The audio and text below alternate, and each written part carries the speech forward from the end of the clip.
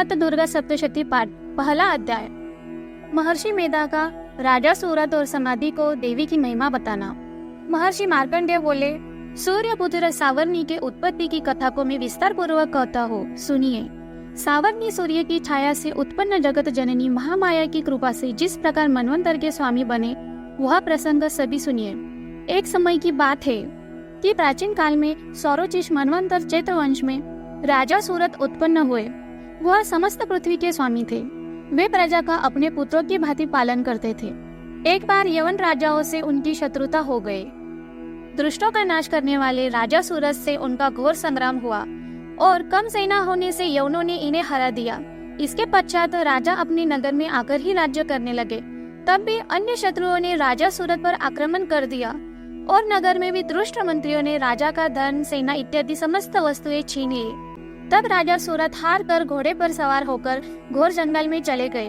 वहां उन्होंने महर्षि मेधा का आश्रम देखा, जो अहिंसक, सिंह आदि पशुओं तथा ऋषि और मुनियों से सुशोभित था।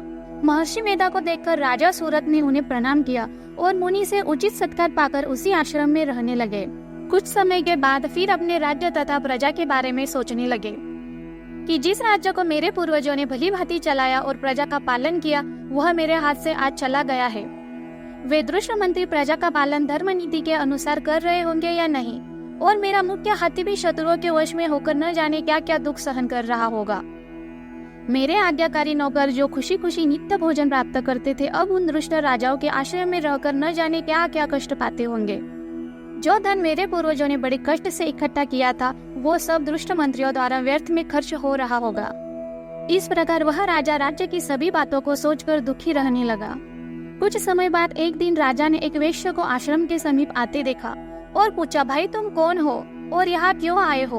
तुम्हारा मुख इतना शोकग्रस्त क्यों दिखाई देता है?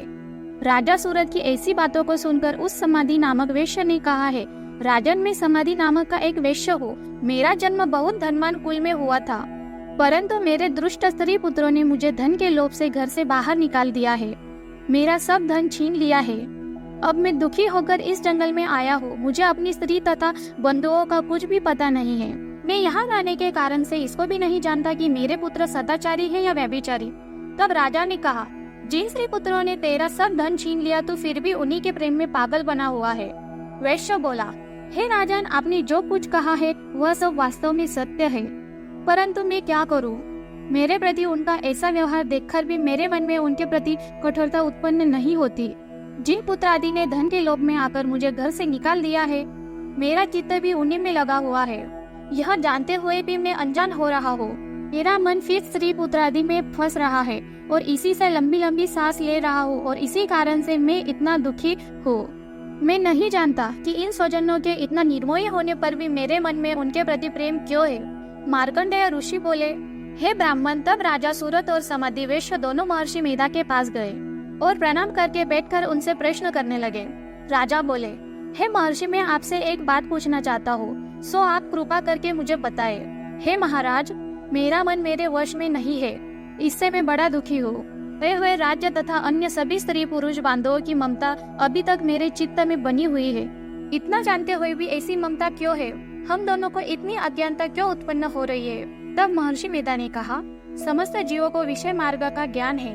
हे महाभाग, सभी प्राणी अलग अलग होते हुए भी कोई दिन में नहीं देखते, कोई रात्रि में नहीं देखते, और कोई दिन रात्रि में समान दृष्टि से देखते हैं। सभी पुरुष ज्ञान प्रदान है, यह सत्य है, इसमें कोई संदेह नहीं। केवल मनुष्य में ही नहीं, समस्त पशुओं में भी मनुष्यों की भांति ज्ञान होता है। जैसे मनुष्यों में भोजनादि की इच्छा उत्पन्न होती है, उसी प्रकार पशु पक्षी आदि में भी भोजन, विहार, नींद, मैथुन आदि की इच्छा उत्पन्न होती है। ज्ञान होने पर भी यह पक्षी ममतावश अपने बच्चों को चोंच में प्रेम पूर्वक दाना चुगाकर अत्यंत प्रसन्न होते हैं। हे राजन, मनुष्य भी अपने पुत्र पौत्रों आदि के साथ ऐसा ही बर्ताव करते हैं।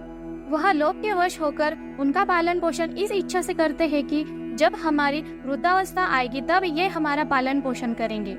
परंतु विश्व की स्थिति को रखने वाली महामाया के प्रभाव से वे मोह के गड्ढे में गिरते चले जाते हैं। इसमें तनिक भी संशय नहीं, क्योंकि यह भगवान विष्णु की योग निद्रा है, जिससे संसार माया जाल में फंस जाता है।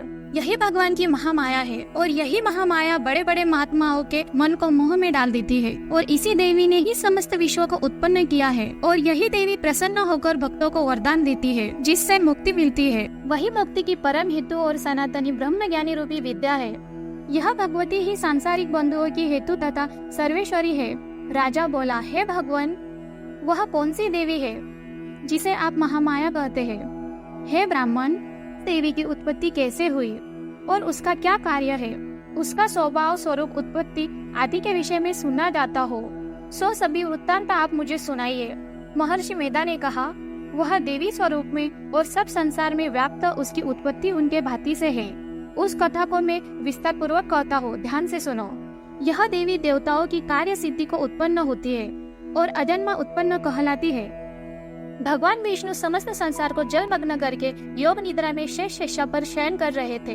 उस समय मधु और कैटभ नाम के दो घोर निशाचर भगवान विष्णु के कान के मेल से पैदा होकर ब्रह्मा जी को मारने को तैयार हुए। उस समय ब्रह्मा जी विष्णु भगवान के नाभि कमल पर विराजमान थे। उन दोनों असुरों को आते देखकर और विष्णु भगवान को सोता हुआ देखकर ब्रह्मा जी योगी निद्रा की प्रसन्नतार्थ एकाग्र चित्त होकर स्तुति करने लगे, जिससे कि भगवान विष्णु के नेत्रों से भगवती योग माया विश्वेश्वरी अपना प्रभाव हटा ले और भगवान जाग पड़े। यह योग माया विश्वेश्वरी जब आत्मा स्थिति संहार करने वाली भगवान विष्णु की अतुल तेज वाली निद्रा स्वरूप अनुपम शक्ति है। ब्रह्मा जी बोले, हे महामाया, तुम स्वयं देवताओं को पालने वाली हो, सौदा पितृशरों का पोषण करने वाली हो, तुम ही वशत कर स्वर इंद्रों को यज्ञ का हिस्सा पहुँचाने वाली हो, अमृत भी तुम ही हो, अक्षरों में ऊ देवी, संध्या, सावित्री और संसार की परम जननी तुम ही हो। और हे माँ, आप ही विश्व को उत्पन्न, पालन और संहार करने वाली हो। आप ही जगत की सृष्टि करती हो तथा आप ही पालन करती हो और अंत काल में संहार स्वरूप भी आप ही हो। आप ही महाविद्या, महामाया, महामेधा, महास्मृति और महामोहा, महादेवी, महेश्वरी हो। आप ही तीनों गुणों सत्व, रज, तम को उत्पन्न करने वाली प्रकृति हो। भयंकर कालरात्रि, प्रलय स्वरूप महारात्रि तथा दारुण महारात्रि भी आप ही हो। आप ही ईश्वरी और बुद्धि की बोध स्वरूप हो। लज्जा, पुष्टि, तुष्टि, शांति, क्षमा आप ही हो। और हे मातेश्वरी, आप खड़ंग, शूल और गदा, चक्र, शंख, धनुष, बाण, भुषुंडी, परिकी आदि अस्त्र शस्त्रों का धारण करने वाली हो। हे देवी, आप ही सौम्य हो तथा संसार में सबसे सुंदर आप ही हो। परा अपरा सब में श्रेष्ठ आप ही परमेश्वरी हो। हे अखिलेश्वरी, संसार में सत और असत जो भी है उन सबकी शक्ति आप ही हो। मैं आपकी किस प्रकार विनती करूं? जो संसार की रचना, पालन और संहार करते हैं, उन भगवान विष्णु को आपने अपने निद्रा के अधीन कर लिया है, तो फिर बताइए और कौन मनुष्य आपकी प्रार्थना कर सकता है? भगवान विष्णु तथा शंकर भगवान का शरीर धारण कराने वाली आप ही है। आप तो इन उदार प्रभावों से स्वयं प्रशंसित हो। इन मधु और कैटभ नामक के महान भयंकर असुरों को आप मोह में ढाल लीजिए और भगवान विष्णु को जल्दी ही जगाइए। इन दोनों राक्षसों का संहार करने के लिए भगवान को बुद्धि दीजिए। महर्षि बोले, इस प्रकार ब्रह्मा जी ने मधु और कैटभ असुरों को मारने के लिए भगवान विष्णु को जगाने के लिए तामसी देवी की स्तुति की, तो उसी समय भगवान विष्णु के नयन, मुख, नाक, भुजा, हृदय और वक्ष स्थल से निकलकर योग माया उपस्थित हो गई और भगवान केशव जाग पड़े। तब भगवान विष्णु ने उन पराक्रमी वीर्यवान दोनों असुरों को देखा जो ब्रह्मा जी का वध करने के लिए बिल्कुल तैयार थे।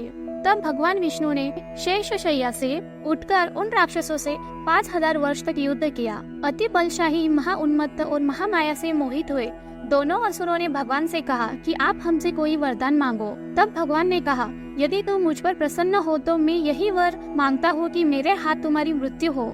ऋषि ने कहा। इस प्रकार जब भगवान ने उनके द्वारा दिया वरदान ले लिया तो वे भगवान से कहने लगे कि हमें समस्त पृथ्वी पर जल ही जल दिखाई देता है, इसलिए हे प्रभु, हमारा वध उस स्थान पर कीजिए जहाँ पृथ्वी पर पानी न हो। महर्षि मेधा ने कहा, भगवान ने चतुर्भुज रूप धारण कर लिया और उनसे तथास्तु कह दोनों के सिर अपनी जांघों पर रखकर सुदर्शन चक्र से काट दिए। इस प्रकार यह महामाया स्वयं श्री ब्रह्मा जी की प्रार्थना पर उत्पन्न हुई है। हे राजन, मैं अब इसके प्रभाव को वर्णन करता हूँ, सो ध्यान से सुनो।